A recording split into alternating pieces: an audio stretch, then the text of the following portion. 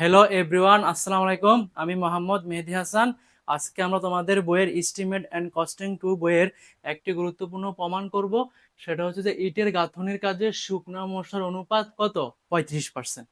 আর এই পাশে করব আমরা কি একটা ইটের গাঁথনির একটা সমস্যার সমাধান করব। তো চলো আমরা শুরু করতে পারি। তো আমরা করব কি ইটের গাঁথনির কাজের পরিমাণ। তো ইটের গাঁথনির কাজের পরিমাণটা ইটের গাঁথনির কাজের শুকনা মশলার পরিমাণ হচ্ছে কি 35%। তো ইট জানি কিনা বা ইট সম্পর্কে ইটের সাইজ জানি কিনা। ইটের সাইজ কত হয়ে থাকে? 242, 114 আর 70 mm।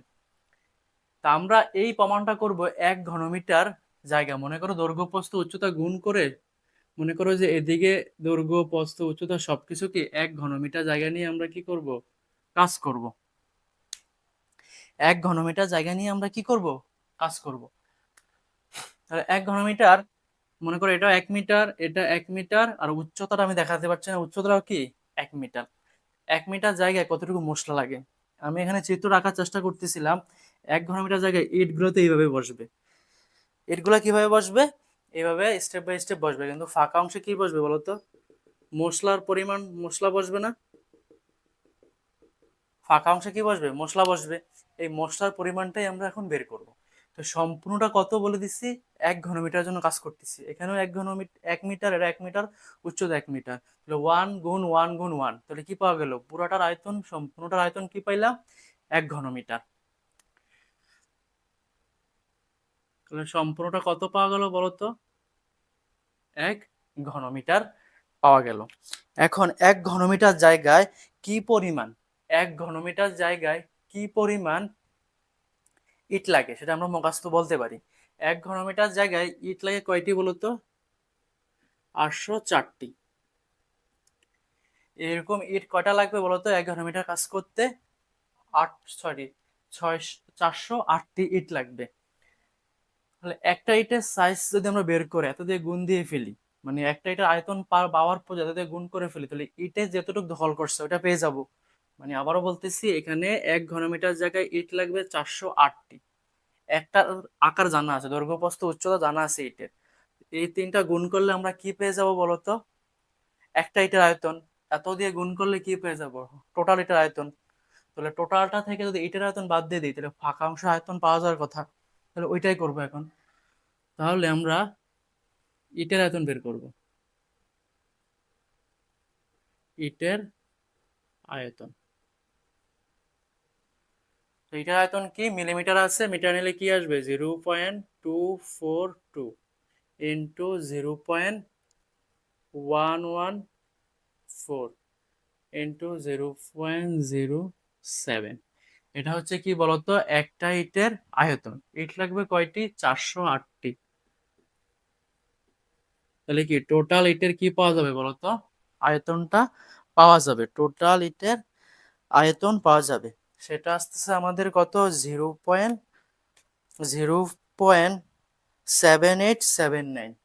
0.7879 metre cube. তাহলে এতটুকু জায়গা দখল করতেছে এতগুলো ইট। এটা বলে নিচ্ছে, আবার আমি 408 ব্যবহার করছি, আমরা কিন্তু হিসাবের সুবিধার্থে 410টি ধরে করি। 410 ধরে কোনো প্রবলেম নাই, 408 ধরে করলেও প্রবলেম হবে না। বাকি অংশ কি থাকলো? বাকি অংশ, হ্যাঁ,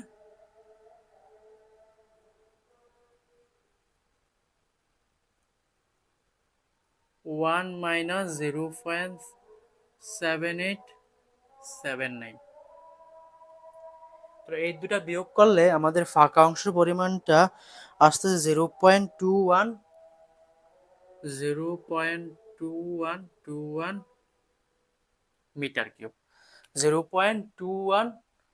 কি মিটার কিউব।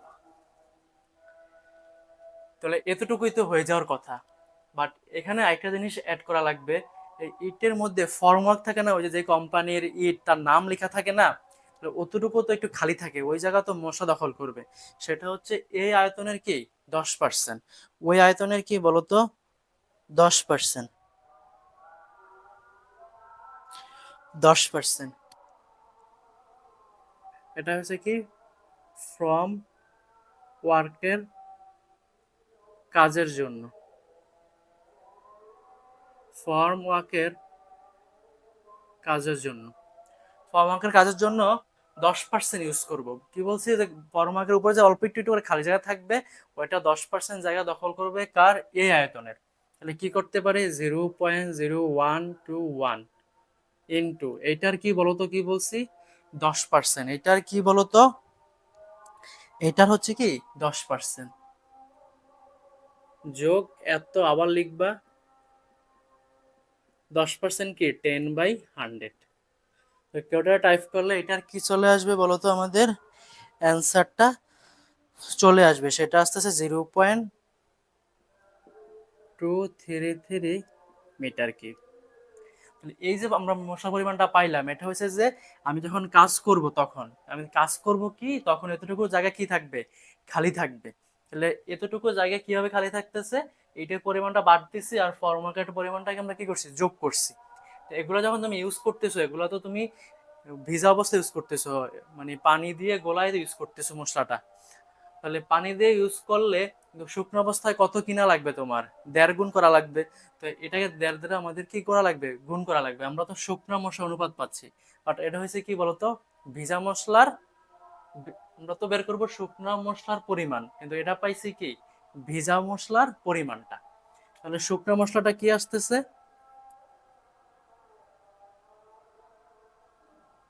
শুকনা মশলার পরিমাণ, শুকনো মশলার পরিমাণ কি 0.233 ইন্টু 1.5। তাহলে কি আসতেছে, এখানে গুণ করলে এই মানটা আমাদের চলে আসবে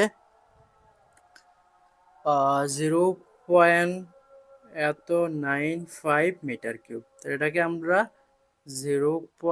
এত মিটার কিউব চিন্তা করি, তাহলে পার্সেন্টে প্রকাশ করলে, এটাকে কি করা লাগবে বলতো, 100 দ্বারা গুণ করা লাগলে কি পার্সেন্টে চলে যাবে। তাহলে কি আসতেছে 35%।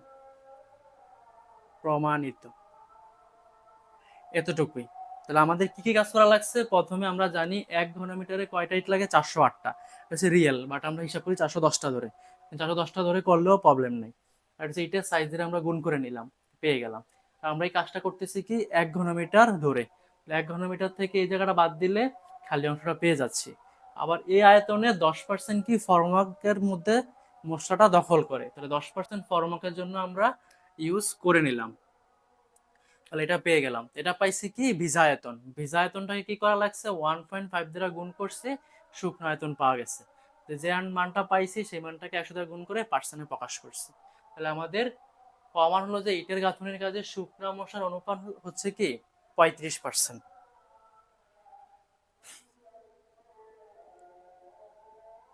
তাহলে আমরা ইটের গাঁথনিরই একটা কি করব, সমাধান করব।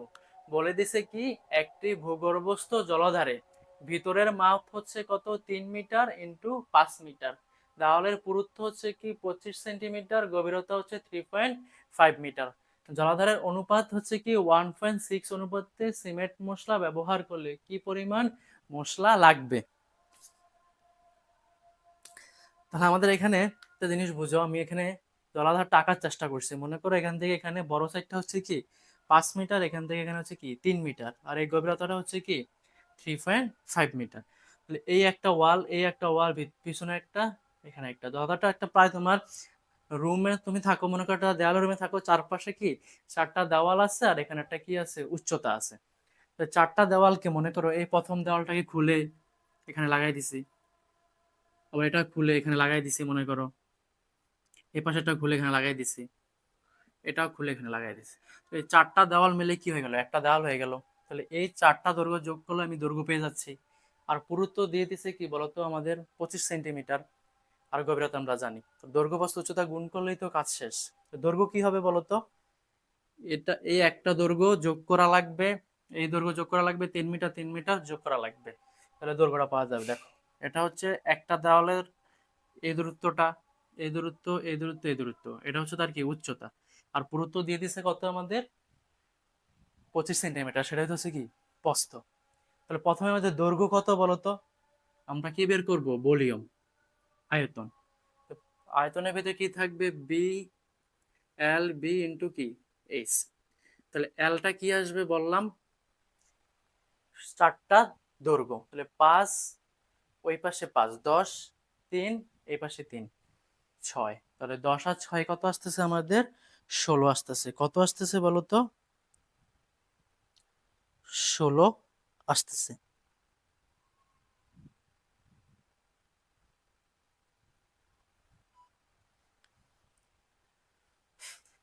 ষোলো চলে আসবে। একটা জিনিস দেখো, এই মাপটা যখন দিয়ে দিছে, ভিতরের মাপ দিয়ে দিছে, একটা জিনিস খেয়াল করো, আমি যেটা ভালো করে বলার চেষ্টা করলাম, ভিতরের মাপটা দিয়ে দিছে কত আমাদের, ভিতরের মাপটা হচ্ছে কি বলতো, 3 × 5। বিষয়টা হলো কিরকম, মনে করো যে চিত্র যদি আমরা ড্র করি, এটা যদি 3 হয়, এটা যদি 5 হয়, তাহলে এখানে যদি আরেকটা দেওয়াল চিন্তা করি আমরা, তাহলে এই পাশটা কি বলতো আর এই পাশটা কি, এই পুরুত্বটাও তো আমাদের কত হবে, 25 হবে, এই পুরুত্বটাও কি হবে, 25 হবে। তো এই পুরুত্ব সহই তো আমরা হিসাব করতে হবে 3-এর ক্ষেত্রে, কারণ এখানে একটু হলে দেওয়ালটা বড় হয়েছে, এই পাশ দিয়ে বড় হয়েছে, এই পাশ হিসাব করে ফেললে আর এই পাশ হিসাব করা লাগতেছে না, কারণ এখানে আমরা হিসাব করে ফেললাম, এখানেও আমরা কি করে দিলাম, হিসাব করে ফেললাম। তাহলে 3-এর সাথে কি 25 সেন্টিমিটার, 25 সেন্টিমিটার মানে কত, 50 সেন্টিমিটার আমাদের কি করা লাগবে, যোগ করা লাগবে। তাহলে 50 সেন্টিমিটার 50 যোগ করতেছি আমরা, তাহলে কি আসতেছে বলতো, এখানে 3.5 মিটার চলে আসবে। তাহলে আমরা কি করতে পারতেছি, দৈর্ঘ্যটা বলতো 3.5 মিটার, কয়টা আছে, 2টা, আর ওই পাশে 5 আছে কয়টা, 2টা। তো দৈর্ঘ্যটা পেয়ে গেলাম, 5 কাটা 2টা, আর 3.5 হয়েছে কিভাবে, দুই পাশের পুরুত্ব হচ্ছে কি 25, 25, 50 সেন্টিমিটারকে ভাগ করলে কি আসতেছে 100 দিয়ে, 0.5। দেন তারপর বি কত আমাদের পুরুত্ব, পুরুত্বটা কত, 25 সেন্টিমিটার, তাহলে 0.5, আর উচ্চতা কত বলে দিছে, 3.5। এখানে ক্যালকুলেশন করলে কি পাবা তুমি, টোটাল আয়তনটা পেয়ে যাবা, সেটা আসতেছে আমাদের কত, 14.88 মিটার কিউব। এটা বুঝতে পারলে তো কাজ শেষ। আমরা এটা বুঝতে পারলাম কিনা, এটা হচ্ছে সবচেয়ে বড় বিষয় আর কি। এটা হচ্ছে যে চারপাশটা আমরা যোগ করে দিছি, দেখো এই পাশে 2টা 5 5 যোগ করে দিছি, এই পাশে 3 3, কিন্তু পুরুত্ব তো আছে বা দেওয়ালে, সেই পুরুত্বটা আমরা কি যোগ করে দিছি 25 সেন্টিমিটার, 25টা যোগ করে দিছি, তাহলে কত আসছে, 3.5 × 2।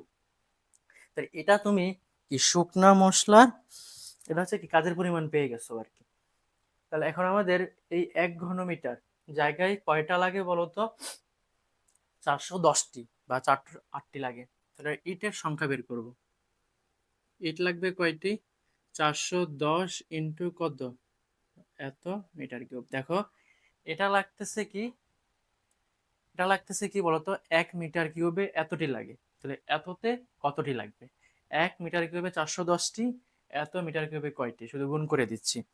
গুণ করলে এই মানটা আমাদের চলে আসতেছে 6101টি। কত আসতেছে বলতো, 6101টি। আর এখানে আমাদের এই ইটের গাঁথনির ইটের সংখ্যা পাইছি, আরো মালামালের পরিমাণ বের করতে বলছে, তাহলে মশলার পরিমাণটা বের করা লাগবে। এই মশলার আয়তন, মশলার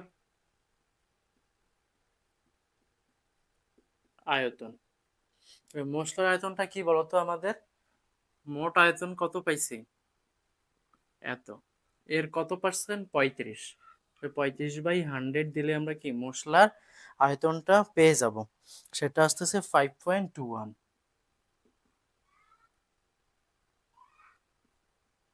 এটা কিন্তু শুকনো মশলার অনুপাত পাওয়া গেছে, ভাবে না ভিজা, অনেকেরা ভুল করো, কারণ আমি তো 35% প্রমাণ করছি শুকনো মশলার পরিমাণ।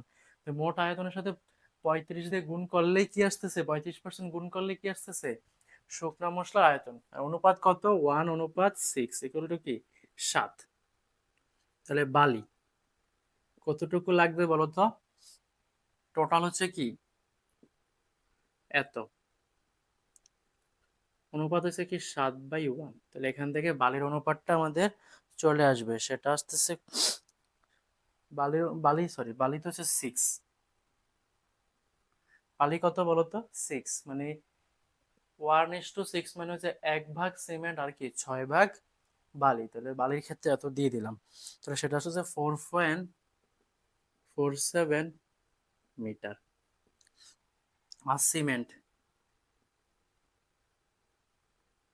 সিমেন্ট, কি লাগবে বলো তো? 5.21, কত ভাগ? 1 ভাগ। তারপর হচ্ছে কি প্রতি ঘনমিটারে কয় ব্যাগ সিমেন্ট থাকে? 35 ব্যাগ। তাহলে কটা টাইপ করলে আমাদের সিমেন্ট প্রায় লাগতেছে 23 ব্যাগের মতো, ঠিক আছে। 22 পয়েন্ট সামথিং আসবে, আমরা 23 ব্যাগ ধরে নিলাম। এতটুকুই অ্যান্সার আমাদের। তো আশা করতেছি ম্যাথটা বুঝতে পারছো, এই আয়তনটা শুধু বুঝতে পারলেই হয়েছে। আমরা একটা চৌকা, মনে করো যে এই যে এরকম একটা জিনিস ছিল আমাদের, এটা মনে করো চৌবাচ্চাটা আমাদের এরকম, এই 4টা দেওয়ালকে যোগ করে দৈর্ঘ্য চিন্তা করে নিছি, আর এটাকে চিন্তা করে নিছি প্রস্থ, এটাকে চিন্তা করে নিছি কি উচ্চতা। তো এই কাজটাই করা হয়েছে। আর এখানে ধরো এই পুরোটা যদি মনে করো যে, সরি, এই পুরোটা যদি মনে করো 3 মিটার, এখান থেকে পুরুত্ব ছিল কত? ওই যে 25 সেন্টিমিটার। তাহলে এতটুকু যোগ করে নিছি, এতটুকু যোগ করে নিছি, তাহলে হইলো কত? 3.5। 3.5 দুইটা, আর মাঝখানে 5 মিটারে কয়টা? দুইটা। তাহলে এখান থেকে সম্পূর্ণ দৈর্ঘ্য পেয়ে গেলাম। আর এটা হচ্ছে কি প্রস্থ, এটা হচ্ছে কি উচ্চতা, গুণ করে আমরা আয়তনটা বের করে নিচ্ছি। আশা করতেছি ম্যাথটা বুঝতে পারবা। এরকম রিলেটেড কিছু ম্যাথ তোমাদের পরীক্ষা আসবে, এটা হুবহু আসবে এমন বলতেছি না, এটা ভালো করে শিখলে এটাই গাঁথনির যত ম্যাথ আছে তুমি পারবা। আর প্রমাণটা পরীক্ষায় অনেক বেশি আসে, তোমাদেরও আসার সম্ভাবনা অনেক বেশি। ঠিক আছে, আল্লাহ হাফেজ।